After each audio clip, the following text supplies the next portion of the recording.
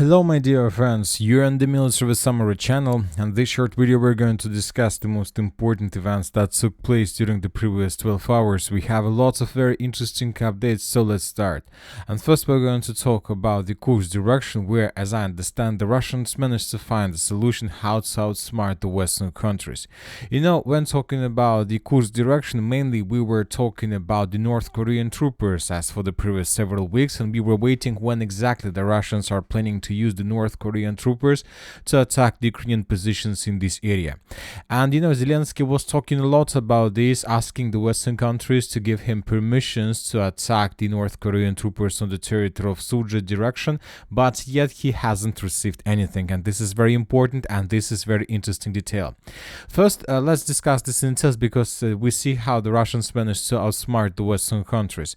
We expected that the Russians brought the North Korean troopers in the area of Sudzha region with the purpose to counterattack, to minimize losses among the Russian soldiers, to restore control over the Sudzha direction as fast as possible. But there is another reason why the Russians brought the North Korean troopers to the Sudzha direction, to the Kursk area.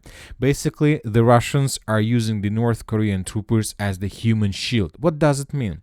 Zelensky, since the beginning of autumn, was trying to force the Western countries to lift any restrictions to attack deep inside territory of Russia, including attacks on military objects, the concentration of forces, and so on. And the Russians decided that most likely the Western countries would allow the Ukrainians to do so. So that's why they have a deal with the North Korean, and now the North Korean troopers are being deployed along the line of combat contact and deep inside of Russia. If Ukraine and Western countries attack any military object of Russian Federation, there are very high chances that they may attack another base with the North Korean troopers who have Russian uniform, who use Russian weapon, who use Russian vehicles and so on, because it's like trainings on the military exercises in the territory of Russia. And this can lead to significant escalation between the Western countries and North Korea, the country that has nuclear weapon. And first of all, escalation between Ukraine itself and North Korea.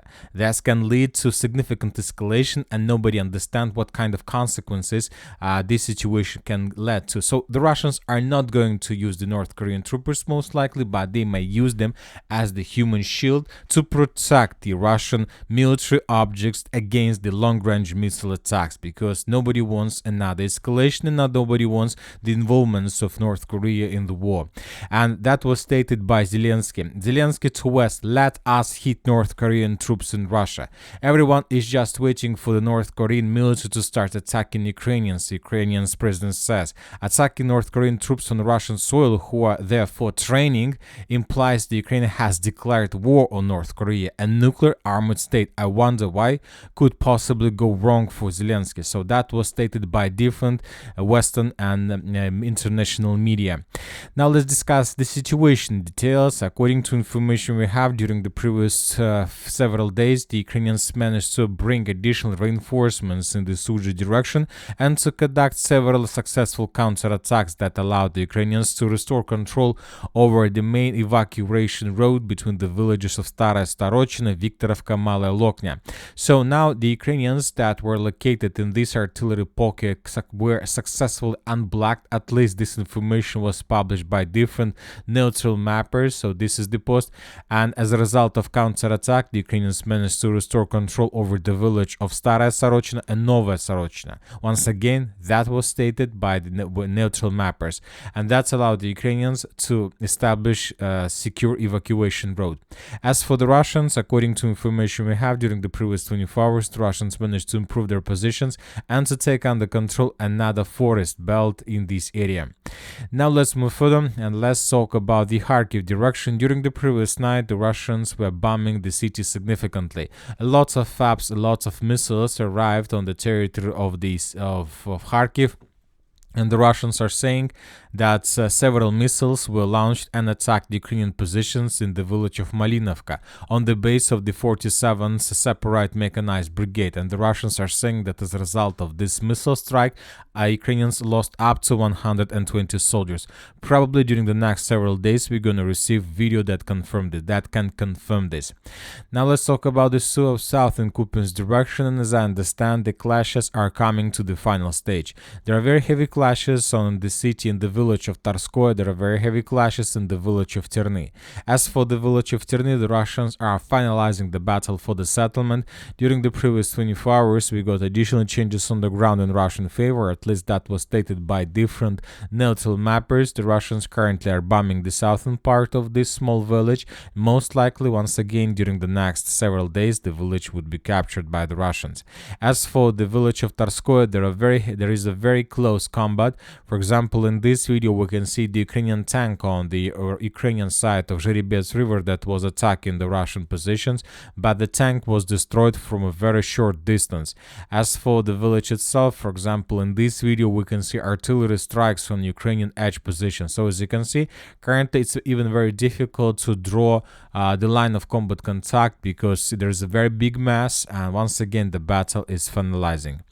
Now let's move further and let's move to the city of Toretsk, where we continue receiving updates of additional Russian progress. And you know that after a very long operational pause, after lots of misunderstandings about the Zaporizhzhia district, the Russians managed to regroup and they began offensive. Real offensive that gives them stable front line and stable gains in the Zaporizhzhia district. Today the Ukrainian sources published the video of how they were attacking with drones the Russian troopers in this area, and one of the episodes was geolocated exactly in this point. First, let's take a look at the dynamic. For example, this is the situation on the 2nd of November. The Russians were out of the Zaporizhzhia district. On the 3rd of November, we got the first geolocations confirming the Russian gains in the eastern part, and on the 4th of November, we got additional gains on the ground. So the Russians are moving there not so fast as we can see the progress in the South Donetsk direction, but the Russians are moving. Now let's move further. Let's talk about the Pokrovsk direction, where we continue receiving the significant number of days of Russian FPV drone attacks along the recently created death road. Now the death road goes between the city of Selidovo and the city of Pokrovsk. As you can see, the Russians just during the previous 12 hours, we got 2 more videos of how the Russians were FPV droning the Ukrainians in this area.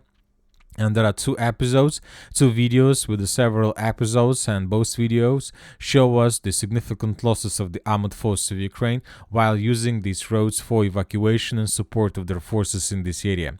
As for the changes on the ground during the previous night, we got a report that the Russians managed to improve their positions to the north of Vishnyovo. So as you can see, there is a dynamic. This is the situation the 2nd of November. This is the situation on the 3rd of November. The Russians secured the village of Vishnyovo, and that was confirmed also by the Minister of Defense of Russian Federation. And now we got report the Russians managed to improve their positions along the road M30. As for unconfirmed reports, today the Russian sources reported that the Russians managed to break through the Ukrainian defense belt and enter the village of Novoalexeyevka. And furthermore, the Russians managed to dig in deeper. Currently, there are very heavy clashes. The Ukrainians are trying to bring additional reinforcements and reserves in this direction, but the problem is that the Russians control the supply roads, and everything that is coming to this area are being destroyed by the Russians. So Pokrovsk is the direction. The Russian armed forces continue their offensive to the Vuhledar river from the north, and the Russians trying to group the Ukrainian defense line with small infantry groups. Thus, the Russian armed forces have reached the outskirts of Novoalexeyevka and are trying to enter Grigorovka. So this is Novoalexeyevka, and the Russians are moving in the direction of Grigorovka. Now let's move further. Let's talk about the Kurakhove area. We have just small changes on the ground. According to neutral mappers, the Russians managed to improve their positions in the village of Vovcha, and according to the neutral mappers, the village was captured completely. Probably the Minister of Defense of Russian Federation will confirm this information today. Now let's talk about the area of responsibilities of the Group of Forces East and the Group of Forces Center. As for the Group of Forces Center, we are receiving lots of information from the villages of Yelizavetovka, Ilinka, and Antonovka. As for Yelizavetovka, we got a picture from the bridge between the village of Yelizavetovka and Katerinovka, and right on this bridge we can see the destroyed Russian vehicle. The sources are saying that the units of the 72nd Mechanized Brigade made a photo from the bridge between these two areas, and in this photo we can see the destroyed Russian personnel carrier. And this photo confirms that during the previous several days the Russians conducted few attacks between the village of Katerinovka and Yelizavetovka. Most of them were repelled, and the Russians suffered losses exactly in this area. Based on this video, we have adjusted the map a little bit in Russian favor. So this video first of all confirms that the Russians began attacking in the direction of Yelizavetovka itself. As for Antonovka, we have several videos of how the Russians were after withdrawing the Ukrainians in this area, and the sources are saying that currently there are very heavy clashes for this settlement, and the Russians are trying to force the Ukrainians to retreat. Bogoyavlenka. According to information we have, during the previous 24 hours, the Russians managed to improve their positions in the north-eastern direction from the village of Bogoyavlenka and on the line between Bogoyavlenka itself and the settlement of Trudovo. So several positions were captured by the Russians, and the Russians are moving further. As I understand, currently the Russians are trying to attack the Ukrainians in these fields and to take under control this dense network of the fortifications. Some pro-Russian sources reported that the Russians managed already to capture some of them, and by the morning of the 4th of November of the local time, of Ukrainian time, the Russians have already taken under control everything inside of this red line. So this is the situation here. The Ukrainians are saying that and the Russians as well, that the Russians managed to take under control the village of Trudovo, and starting this morning the Russians began assault operation on the village of Kupyansk. So if we go back on map to map, the Russians are currently attacking this way, probably trying to take under control this company stronghold. Very difficult to understand whether it's true or not, but let's wait for additional updates. As for the line between Shakhtarskaya, Napolyana and Maximovka, the Russians continue digging in deeper process. This is the area of responsibilities of the group of forces East. This group of forces managed to complete everything they were tasked to. For example, in this video we can see the Russian drone flying above the group of Ukrainians that were retreating from the village of Maximovka in the northern direction. These are the final seconds of Ukrainian control over this territory, and in the second part of the video we can see the Russian drone flying above the village of Maximovka itself and making the video of Russian flag above the main building of the town hall, or maybe the school. This video was geolocated, of course. This is the video where the Russians published the flag. As for the settlement of Shakhtarska, we have several more videos.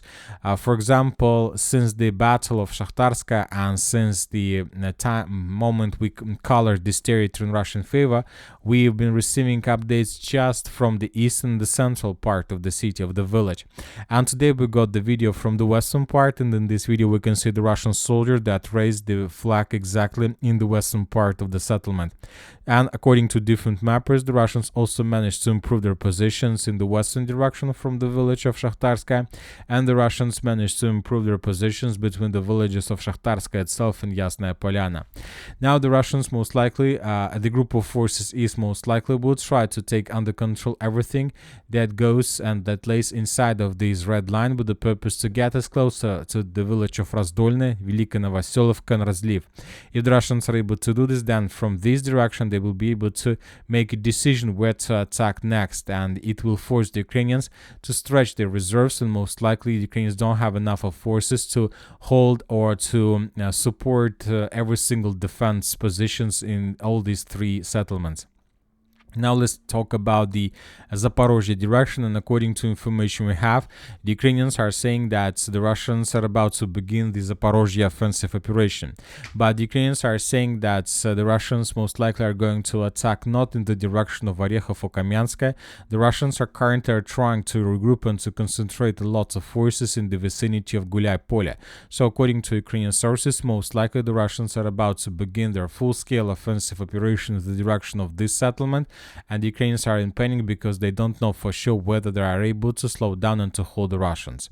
Also, the Ukrainians are saying that to stand their positions and to hold the lines, they need to mobilize another 160,000 people. The Ukrainians are saying if by the end of the year the Ukrainians are not mobilized another 160,000 people, they will be forced to capitulate. They will be forced to capitulate, and obviously this is going to be the significant disaster. So most likely during the next several weeks we're going to see the intensifying of mobilization process with the purpose just to hold the lines. And Zelensky and the Ukrainian authorities are waiting just for one thing: the end of the 5th of November, when everybody in the world will understand who is going to win the president elections in the United States of America. We start receiving a lot of updates, and obviously these days are going to be very hot. For example, the Hungarian Prime Minister Orban stated that Trump's victory would force Europe to stop supporting the war in Ukraine. If what we expect happens and America becomes an advocate for peace, then Europe will not be able to remain a supporter of the war. As for the Russians, we got reports that the Russians don't care who is going to win the president elections in the United States of America, because the Russians are planning to go further. There is nothing to indicate that Russia is ready to sit down at the negotiation table regardless of who becomes US president. This confirms the fact that Russia does not interfere in the US elections, because Russia does not care who becomes the next US president. So this is the situation. The next 24 hours are going to be very hot, so let's wait and see what is going to be next. And that's it for the short video. Military Summary channel reminds you, we condemn any violence in the world. Thank you for watching. Subscribe to my channel, put your likes, join my Patreon, and have a good day. Bye bye.